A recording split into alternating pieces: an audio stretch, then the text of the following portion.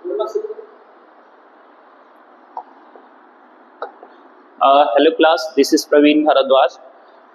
बच्चों, मैं आपको फिजिक्स सिखाता हूँ और आज मैं आपको सिखाने वाला हूँ current in a conductor. Current in a conductor,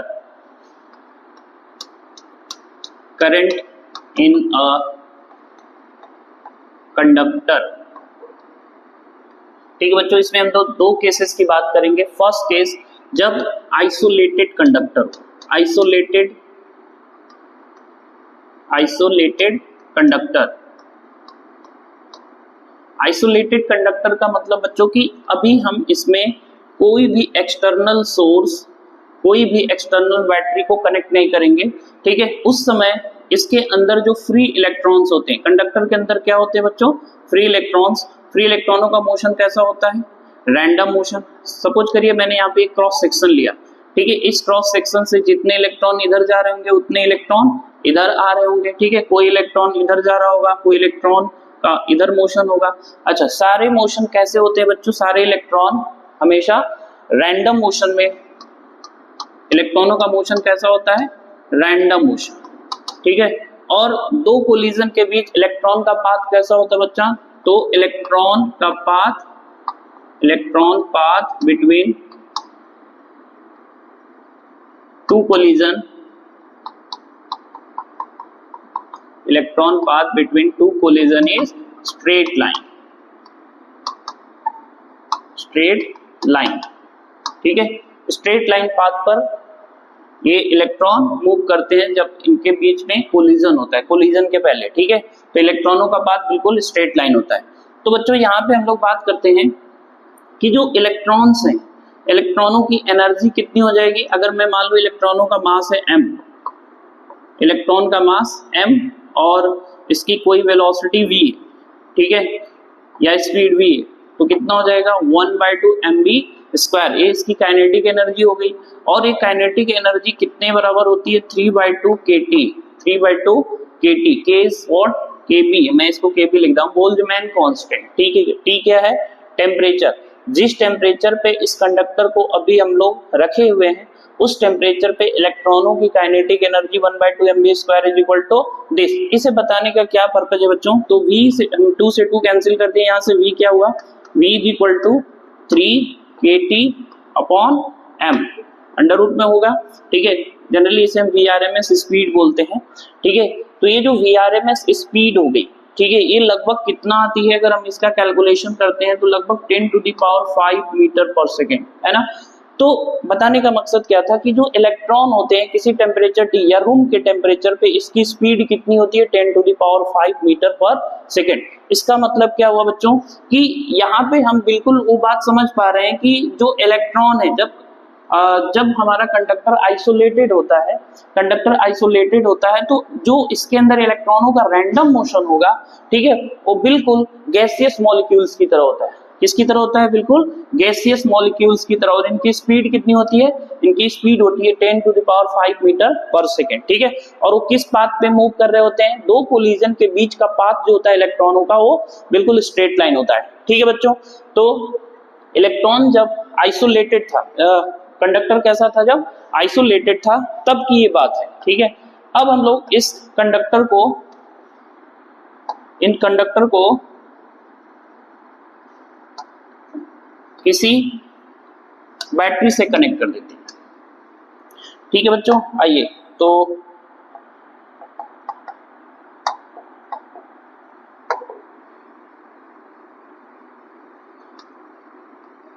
हम कंडक्टर को किसी एक्सटर्नल सोर्स, एक कोई बैटरी है जिसका ईएमएफ हम ले लेते हैं V। ठीक है, एक V ईएमएफ की बैटरी से कनेक्ट कर देंगे। मान लेते हैं कंडक्टर की लेंथ है A और इसकी क्रॉस सेक्शनल एरिया जो है, हमने इसको A बना लिया। ठीक है, कंडक्टर की लेंथ हो गई L। तो बच्चों यहाँ पे एक फील्ड डेवलप होगी, इलेक्ट्रिक फील्ड। और इलेक्ट्रिक फील्ड कितना होता है? तो हमने इलेक्ट्रोस्टैट में सीखा है V अपॉन L, है ना, जो ईएमएफ या जो पोटेंशियल डिफरेंस होगा अपॉन इसका लेंथ। तो ये ईएमएफ, एक इलेक्ट्रिक फील्ड कैसी होती है बच्चों? Uniform electric field. Electric field कैसी होगी? Uniform electric field. अच्छा, यूनिफॉर्म इलेक्ट्रिक फील्ड होगा तो हमने अभी बताया कि जो इलेक्ट्रॉन जब आइसोलेटेड कंडक्टर था, जब कोई भी बैटरी से नहीं कनेक्टेड था, तब इलेक्ट्रॉनों का मोशन बिल्कुल स्ट्रेट लाइन था, ठीक है, बिल्कुल एक इलेक्ट्रॉन ऐसे मूव कर रहा था, ओके, ऐसे मूव किया, ठीक है। जैसे इलेक्ट्रिक फील्ड लगी, अच्छा इसकी स्पीड कितना थी, तो मैंने स्पीड बताया था आपको 10 पावर 5 मीटर पर सेकेंड, है ना, बहुत ही with high speed, very high speed से ये मूव कर रहे थे, ठीक है, ओके। तो जब यहाँ पे एक यूनिफॉर्म इलेक्ट्रिक फील्ड डेवलप हो गया, ठीक है, यूनिफॉर्म इलेक्ट्रिक फील्ड इस कंडक्टर के बीच में डेवलप हो गया, तब यहाँ पे क्या होगा, तो हमें पता है कि जब इलेक्ट्रिक फील्ड डेवलप होता है और उसके अंदर चार्ज मूव करते हैं तो उस पे फोर्स एक्सर्ट होता है, तो फोर्स कितना एक्सर्ट होगा इस फोर्स पर, तो फोर्स इस डायरेक्शन में लगेगा, क्योंकि इलेक्ट्रॉन एक नेगेटिव चार्ज है, तो अपोजिट डायरेक्शन में इलेक्ट्रिक फील्ड के अपोजिट डायरेक्शन में फोर्स एक्सर्ट होता है, वो फोर्स कितना हो जाएगा बच्चों, E इंटू ई, क्योंकि हमने पढ़ा है फोर्स इज इक्वल टू क्या होता है बच्चों, Q इंटू ई, तो Q क्या है, इलेक्ट्रॉनिक चार्ज, और E है इलेक्ट्रिक फील्ड, राइट। तो यहाँ से इस पर इस साइड में कितना फोर्स एक्सर्ट हो रहा है इलेक्ट्रॉन के ऊपर, E इंटू ई, ठीक है। तो जो इलेक्ट्रॉन यहाँ से यहाँ पे जाने वाला था, वो इलेक्ट्रॉन अब इसके ऊपर थोड़ा सा फोर्स है ना, एक फोर्स ऑफ अट्रैक्शन इस डायरेक्शन में आ रही है, तो इलेक्ट्रॉन जिसको यहाँ पे पहुंचना था वो किधर पहुंच गया, यहाँ से यहाँ पे, है ना, इस पॉइंट पर से यहाँ पे पहुंच गया, ठीक है। तो ये जो इसने थोड़ा सा डिस्टेंस जो इधर मूव किया, ठीक है, ये जो पाथ फ्री हुआ, ठीक है, इसे हम बोलेंगे, या बोल सकते हैं जो इलेक्ट्रॉनों को यहाँ से यहाँ तक पहुंचना था वो पहुंच गया यहाँ पे, किस वजह से पहुंचा, क्योंकि इसके ऊपर एक फोर्स एक्सर्ट हुआ, ठीक है। अब यहीं पे क्यों पहुंचा, क्यों नहीं इधर गया, क्योंकि बच्चों की यहाँ पे जो इलेक्ट्रॉनों की स्पीड थी अभी भी रहेगी 10 पावर 5 मीटर पर सेकेंड, ठीक है, 10 पावर 5 मीटर पर सेकेंड। तो जैसे ही फोर्स इधर लगेगा तो ऐसा थोड़ी है कि ये वेलोसिटी जीरो हो जाएगी, क्योंकि इसका मास भी है, तो इनर्शिया इतनी जल्दी जीरो होती नहीं है, तो इस पे इधर फोर्स लगेगा, तो ये एक ऐसा पाथ फॉलो करके यहाँ पे पहुंचेगा। अच्छा ये पाथ कैसा होगा, तो जब हम लोग यहाँ पे एक बैटरी सोर्स लगाएंगे तो ये जो पाथ हो जाता है वो बिल्कुल पैराबोलिक पाथ को फॉलो करता है इलेक्ट्रॉन, किस पाथ को फॉलो करेगा, पैराबोलिक पाथ को, ठीक है, ठीक है। तो आइए बच्चों हम लोग यहाँ पे बात करते हैं, तो ये जो पैराबोलिक पाथ को फॉलो किया, उस समय जो इसका वेलोसिटी होगी वो कितनी हो जाएगी, तो किस स्पीड से ड्रिफ्ट हुआ, इसे हम बोलेंगे जिस स्पीड से इलेक्ट्रॉन यहाँ से यहाँ तक गया ड्रिफ्ट हुआ, ठीक है, उसे हम बोलेंगे ड्रिफ्ट वेलोसिटी। क्या बोलेंगे उसको बच्चों, ड्रिफ्ट वेलोसिटी, इसको हमने Vd से रिप्रेजेंट किया, ड्रिफ्ट वेलोसिटी Vd, ठीक है। तो आइए हम लोग निकालते हैं Vd कितना होगा। तो बच्चों हमने पढ़ा इक्वेशन ऑफ मोशन से, V इज इक्वल टू क्या होता है, V इज इक्वल टू होता है U प्लस AT। तो यहाँ पे हम बात करते हैं एवरेज वेलोसिटी की बात करेंगे, ठीक है। अच्छा इनिशियली जब कंडक्टर आइसोलेटेड था तो मैंने आपको बताया था उस इलेक्ट्रॉन की स्पीड कितनी होती है, 10 पावर 5 मीटर पर सेकेंड, ठीक है। तो इलेक्ट्रॉनों की वेलोसिटी कितनी होती है उस समय, इलेक्ट्रॉनों की वेलोसिटी बच्चों होती है जीरो, इलेक्ट्रॉनों की वेलोसिटी कितनी होती है, जीरो, क्योंकि रैंडम मोशन करते हैं, एक इलेक्ट्रॉन इधर गया एक इलेक्ट्रॉन इधर गया, तो वेलोसिटी जीरो होती है और इलेक्ट्रॉनों की लेकिन स्पीड जीरो नहीं होती, क्योंकि इलेक्ट्रॉन डिस्टेंस तो कवर करेगा, तो यहाँ पे स्पीड जीरो नहीं होती है बट वेलोसिटी जीरो होती है, एवरेज वेलोसिटी बोल सकते हैं, है ना। जब कंडक्टर आइसोलेटेड होता है तो एवरेज वेलोसिटी क्या होती है, जीरो इनिशियली। तो यहाँ पे वही चीज है, इनिशियल वेलोसिटी क्या होगी बच्चों, जीरो, और इलेक्ट्रॉन फाइनली जब कंडक्टर यहाँ पे कनेक्ट हो गया किससे, एक बैटरी से, तो इलेक्ट्रॉन शिफ्ट हो रहा है, ड्रिफ्ट हो रहा है, तो ये जो वेलोसिटी इसी को मैं बोल देता हूँ क्या, ड्रिफ्ट वेलोसिटी, ठीक है, ड्रिफ्ट वेलोसिटी। तो बच्चों यहाँ पे क्या हो जाएगा, अच्छा यहाँ पे एक्सेलरेशन कितना आएगा, तो फोर्स कितना लग रहा है चार्ज पे, E इंटू ई, तो एक्सेलरेशन क्या होता है बच्चों, एक्सेलरेशन होता है फोर्स अपॉन मास, मास किसका, इलेक्ट्रॉन का, इस पे ऊपर फोर्स कितना आया, E into E upon mass, तो यहाँ से हमें एक्सेलरेशन मिल गया E into E upon mass, यहाँ पे हम पहले पुटअप करते हैं तो कितना आ जाएगा, E into E upon M. अच्छा बच्चों यहाँ पे जो टाइम है ये कौन सा टाइम है, तो बच्चों यहाँ से यहाँ तक जब इलेक्ट्रॉन पहुंचा, ठीक है, जो ड्रिफ्ट हुआ, तो इस टाइम को हम रिलैक्सेशन टाइम बोलते हैं, इससे क्या बोलते हैं इसको, रिलैक्सेशन टाइम। तो यहाँ से हमें Vd इज इक्वल टू क्या आ गया, Vd इज ड्रिफ्ट वेलोसिटी, क्या मिला हमें, Vd is equal to E upon m into tau, tau क्या है बच्चों, relaxation time. What is relaxation time, तो इसे हम बोलेंगे एवरेज रिलैक्सेशन टाइम क्या होता है, relaxation time. What is relaxation time? तो average time interval between two collision, average time interval between two collision, average time taken between two collision. इलेक्ट्रॉनों के दो कोलिजन्स के बीच का एवरेज जो टाइम लगेगा इसे हम रिलैक्सेशन टाइम बोलते हैं। ओके, तो यहां से हमें मिल गया ड्रिफ्ट वेलोसिटी। ड्रिफ्ट वेलोसिटी क्या होगी बच्चों? जो इलेक्ट्रॉन पहले यहां से यहां पे पहुंचने वाला था वो यहां पे ड्रिफ्ट हुआ, इसीलिए जिस वेलोसिटी से ड्रिफ्ट हुआ इसे हम बोलेंगे ड्रिफ्ट वेलोसिटी। बराबर है। चलो तो आगे हम बात करते हैं।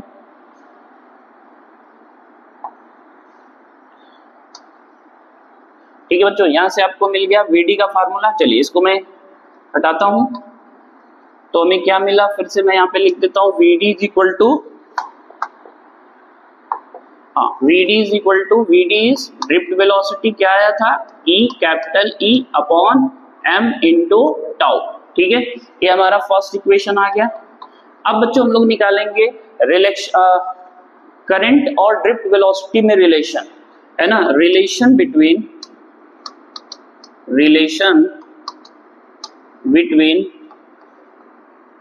Current and drift velocity, current and drift velocity, current and drift velocity. Okay, तो बच्चों आइए हम लोग फिर से एक डायग्राम ड्रॉ कर लेते हैं।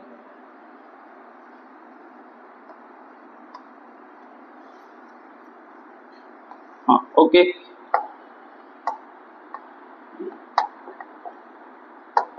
चलिए बच्चों देखिए, हमने एक कंडक्टर ड्रॉ कर लिया। क्रॉस सेक्शनल एरिया की कितनी है? ए है, यूनिफॉर्म क्रॉस सेक्शन एरिया है। ठीक है बच्चों, इसमें मैंने सपोज दो क्रॉस सेक्शन ले लिया, पूरा ले लेता हूं, दो क्रॉस सेक्शन। ठीक है, और इनके बीच की डिस्टेंस को हमने dx मान लिया। कितना मान लिया? dx। और क्रॉस सेक्शन एरिया कितना है? a है। ठीक है, dx डिस्टेंस मान लिया। तो बच्चों यहां से जो इलेक्ट्रॉन यहां तक फ्लो करेगा, अच्छा मैं यहां पे एक टर्म डिफाइन करता हूं, n क्या है? Number of charge carriers, number of charge carrier पर यूनिट वॉल्यूम, पर unit volume, number of charge carrier पर यूनिट वॉल्यूम, मतलब एक यूनिट वॉल्यूम के अंदर कितना चार्ज कैरियर होंगे, कितने। अब जैसे यहाँ पे हमने कंडक्टर लिया तो चार्ज कैरियर इलेक्ट्रॉन्स है, फ्री इलेक्ट्रॉन्स, तो एक यूनिट वॉल्यूम में n number of free electrons है। ठीक है, तो निकालते हैं हम लोग यहां से यहां तक जो इसके अंदर कितने नंबर ऑफ इलेक्ट्रॉन्स है या कितने चार्जेस है। ठीक है, तो मान लेते हैं इसके अंदर बच्चों dq चार्ज है। इस छोटे से यूनिट वॉल्यूम के अंदर या छोटे से क्रॉस सेक्शनल वॉल्यूम के अंदर कितना चार्ज है? dq। ये कितना हो जाएगा?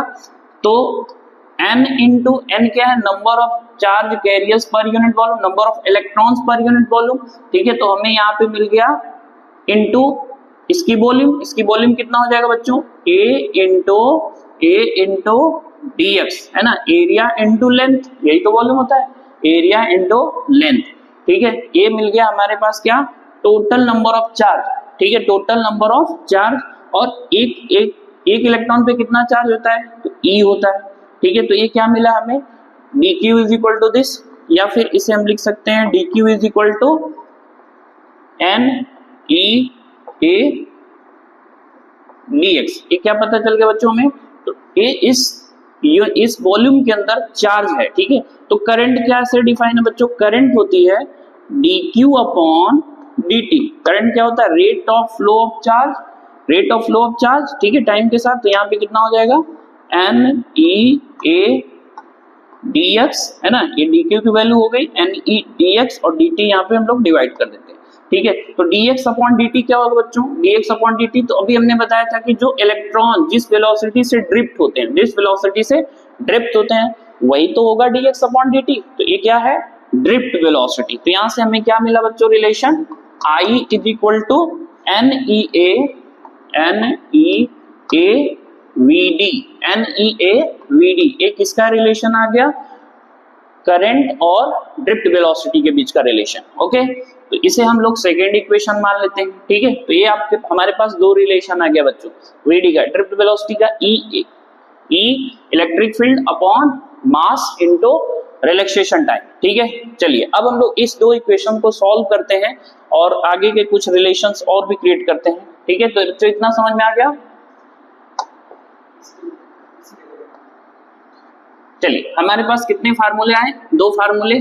क्या था पहला, VD is equal to E upon M into tau relaxation time. दूसरा क्या रिलेशन आया था अभी हमारे पास करंट का, I is equal to NEA VD।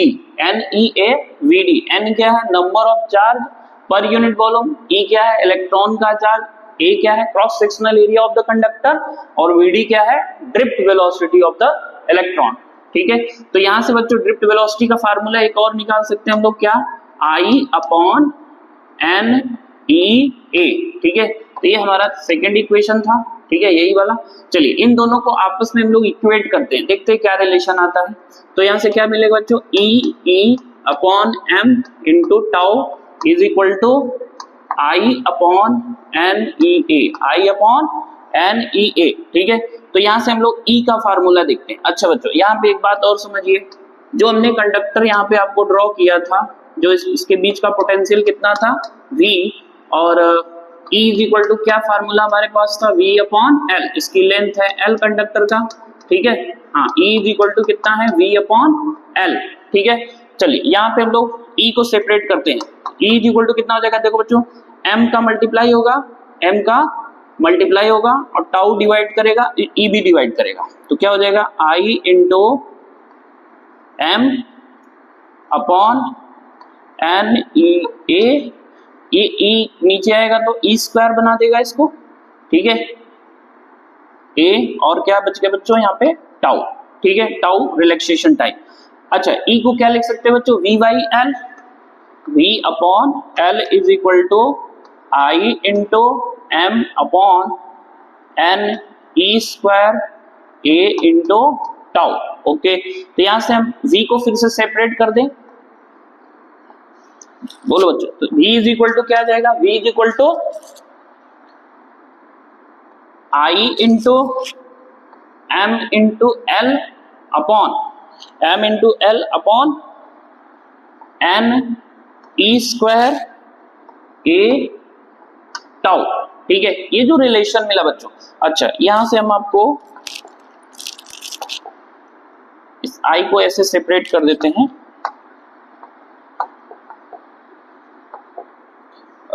I को यहां पे लिख देते हैं, ठीक है। क्या आ गया आपके पास NE स्क्वायर A टाउ। बच्चों ये जो आपको रिलेशन मिला, ये कौन सा रिलेशन है, ये माइक्रोस्कोपिक फॉर्म ऑफ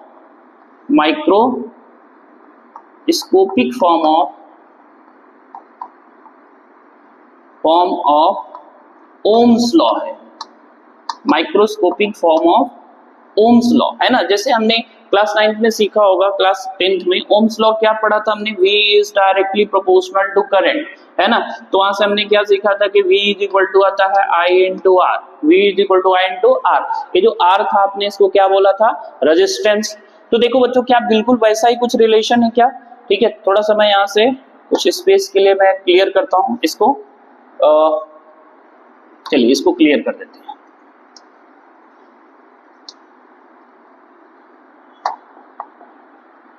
ठीक है बच्चों, क्या है हमारे पास रिलेशन, यहां से देखो बच्चों I जो है V, देखो N क्या है constant number of charge per unit volume, L क्या है डायमेंशन ऑफ लेंथ, A क्या है क्रॉस सेक्शनल एरिया, ठीक है बच्चों। ये M mass of electron M, ठीक है।